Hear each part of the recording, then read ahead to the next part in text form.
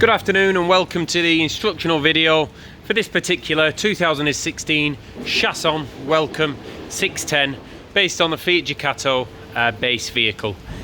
This instructional video is to give you a good overview how all the services work in the vehicle, but I would ask that if you want a more detailed explanation of how all the services work, you can either refer to the manual, or if you're struggling to work things out, just give one of the team here a call at Emm-Bee. So, like I said, this is a particular customer's vehicle, but the video will be generic for all Welcome 610s of this year. We're going to do the outside first, and then we'll move to the inside. So first of all, opening the bonnet on this Fiat base vehicle, we have the latch for the bonnet, and then there is a small catch just underneath the lid here. As we move around the vehicle, this particular van is fitted with a gas flow system, which is a fixed bottle, which then runs to the regulator using this pipe. Then there is another pipe which runs to the filler nozzle. Filler nozzle works by twisting off, and this is a UK bayonet fitting, so that will work on your auto gas LPG petrol station pumps. The gas turns on by twisting this knob, and then turns off as well, and it's really important that we have gas off at the bottle when we drive. The bottle is currently empty, and there is a gauge to tell you how much gas is in. To fill the bottle up, we basically put the make sure that the bottle is closed, and then put the gun, the LPG station, onto the bayonet fitting, turn the collar, and then fill up with gas. This is an 11 kilogram bottle, so it will take 11 litres of gas, so it probably costs between £8 to £9 to fill up fully. If, like I say, we fill the bottle up with it closed, but if you are getting any pushback or the bottle won't fill, you can open the bottle to fill, but please make sure you do not overfill. Also, do not cover any of the holes up in the gas locker, because these will allow the gas to drain out the van should you have a leak. This vehicle is fitted with the Grand Chef, which is a fitted barbecue into the side of the vehicle, which just comes out. It's already connected up to the gas system. Please make sure that this is closed securely and also pushed in fully when you're driving. There is an awning fitted, which is pretty self-explanatory. The awning pole goes into the end. We wind it out just as far as we need to reach it. Then we pull the legs down to support the weight of the awning, and then we can walk the awning out to its full extension. These are the fridge vents. Please make sure you don't jet wash into them. And this is the toilet cassette, which most people are pretty familiar with. We also have a sticker here which tells me our grey waste, and this is on a handle. They are pull to open and push to close. The garage on the 610 has 3 access doors, so this side, at the rear, and also at the larger one at the other side. There is 12 volt and 240 power, the heating vents, and also a light. On this particular vehicle, just to make a note for the customer that is buying, we have ordered a replacement barrel for this lock. So this door is inoperable for the moment, just until we get that new lock, which we'll send to you in the post. But you've got other accesses into the garage anyway. As we move down the other side of the vehicle, we have electric hookup points, and then we have here, which is our main service locker for our electric system. So we have our trip switches, our fuses, and also a battery charger. This needs to be pushed in and on when you are hooked up to allow the leisure battery to charge. For our water tank, we fill up by pulling the tube out, taking the lid off, and obviously filling it up with water. To drain down the water, there are 2 ways to do it for this vehicle. To drain it down to what we call travelling water, or to a minimum level which leaves 20 litres in, we have a small lever here. So we flip that up, we run the pump inside, and that will force the water out to 20 litres. So that's your travelling water. Should you want, but just to take note, to allow you to fill it up to maximum, you need to have the lever down in that position. To drain the whole tank, all the way underneath the vehicle, we have a little tap there which we just open, which allows to drain your water fully. Underneath this flap is your external shower. External shower is cold only, and the hose will be inside. And then finally, we have our flue for our Truma heating system. So this is the flue or the chimney. To take this cover off, because this is a cover, all we do is push in and lift the bottom. So there is your flue. When you're travelling, make sure the cover is on, but when you are using the boiler, make sure this cover is taken off, and either put in the service locker or put in front of your steering wheel, so then you don't forget it. It is very important though that you do take this off. If you don't take it off and you try and fire the boiler on gas, it won't fire and you will overgas the boiler. If you do overgas the boiler, all we do is blow into this hole a couple of times just to clear any residual gas. So again, make sure it's clipped in when you're driving. So that's pretty much it for the outside of the vehicle. Now let's move to the inside. So moving to the inside of this van, first of all, it's worth noting that this vehicle does have central locking. The central locking works by the top button is to open and the bottom button is to close. This vehicle is also fitted with a Cobra alarm system. Let's start from the back and we'll then move forward. But first of all, we push the buttons, which allows access into the wardrobe. In the wardrobe we have the carpets. We also have the pad to make up the lower bed in the front lounge. We have the outside shower point, all the bucklets, grill pans, etc. and also the European adapters for the gas law system.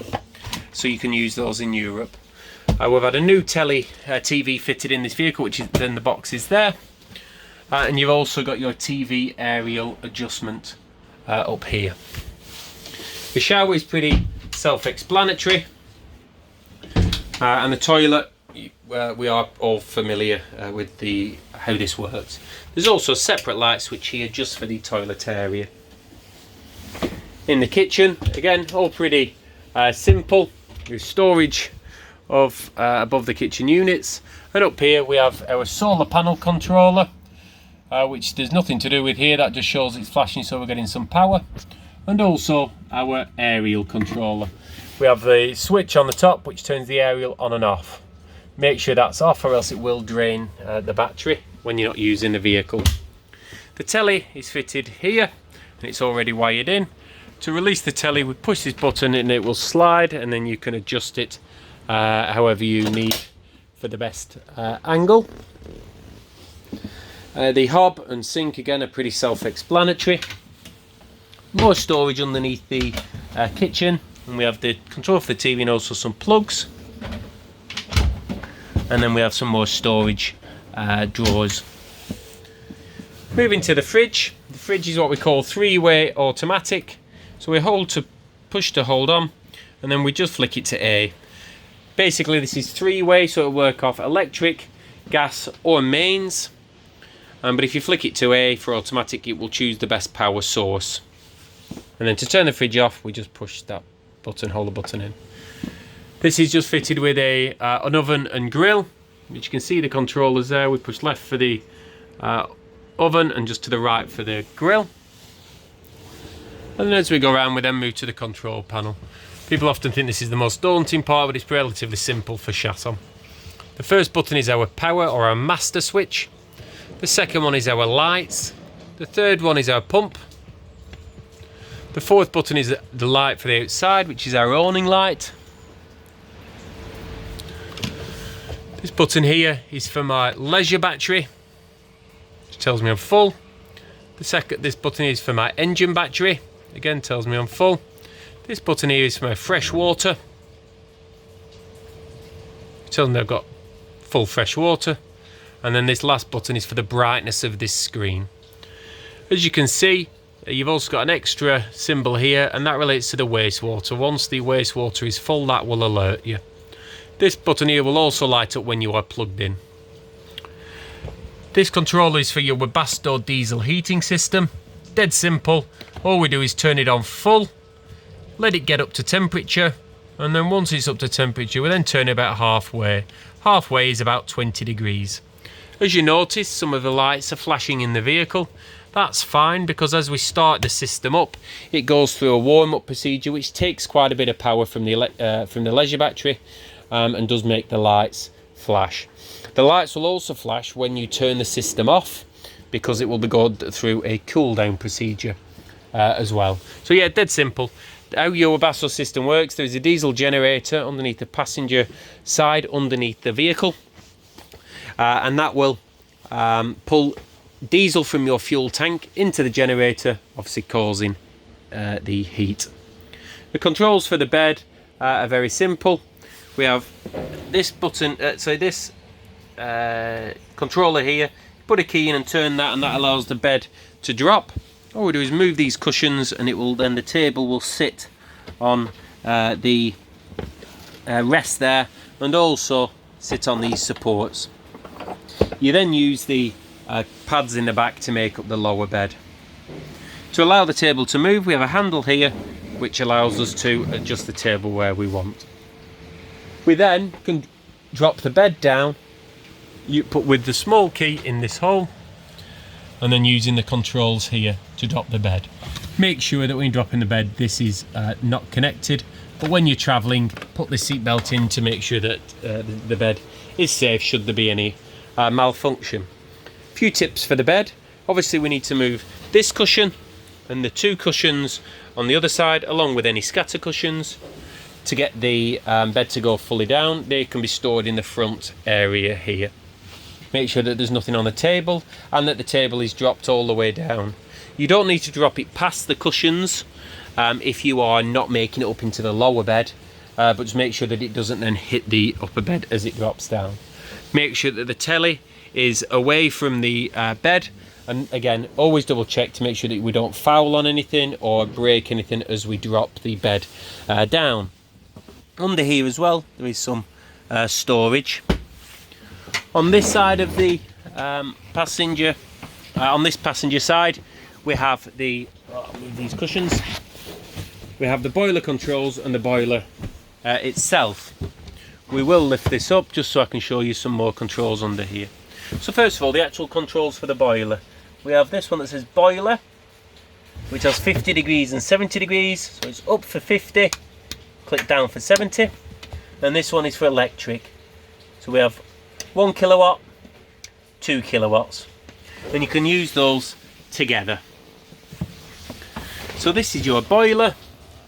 There's nothing that you need to know really in there. However, if we lift this piece of wood up, there's a really important valve, which is your boiler drain valve.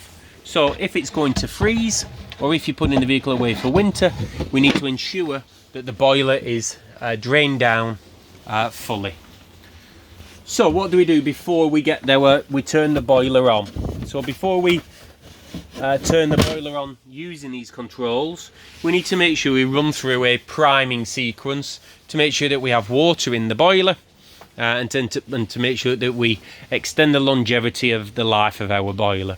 So to do that, we need to first of all make sure that there's water in the boiler, and we do that by filling make sure there's water in the system by filling up our tank. So we'd make sure there's water in the tank. Then we come into the vehicle. On the control panel, we turn the power on and the pump on. Then we go to the bathroom and the kitchen, turn the taps on and turn them to hot, and that will then pull water from your freshwater tank around the hot water system into the boiler that's under here, which will then come out the taps, usually gargling. Once it's running smooth, you then know you can put your heating on under here, because that has purged all the system of air and you've primed your system. I often then turn the taps to cold and just prime the system on the cold system as well. So that's how we get our hot water on, and we know where the heating is a separate controller, just using the Webasto. It's often people are used to the heating and hot water being combined, but on this system it is completely separate. The hot water doesn't have anything to do with the heating. So your your hot water runs off gas or electric or a mixture of both, and your heating system is just on diesel only. So let's move now to the front of the vehicle. To spin the seats, we just turn them and then they will click when they're locked in, and we push this, pull this out to release them. If it is going to hit something, or the seat is hitting, say, the table or the handbrake, all we do is use the slider under the seat to adjust it. This vehicle is, as it is a top spec welcome, it's fitted with Remis cab blinds, which we just squeeze, slide them carefully along the rail at the bottom and the magnet on the end. And the same goes for the front, that magnet together. There's a reverse camera fitted that comes on automatically.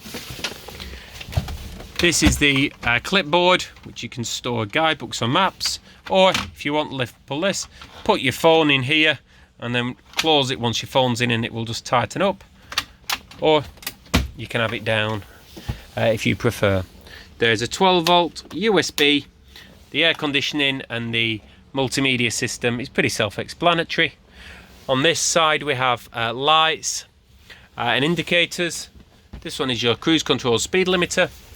This vehicle also has the steering wheel controls. We have windscreen wipers on this side, adjustments for the clocks. You also have the electric rear view mirrors and electric windows. So again, all pretty self-explanatory. So that's it for an overview of the this 2016 Welcome 610. Again, should you need any clarification, please contact Emm-Bee. Otherwise, you can have a look through the manuals, which will give everything in detail. Thank you.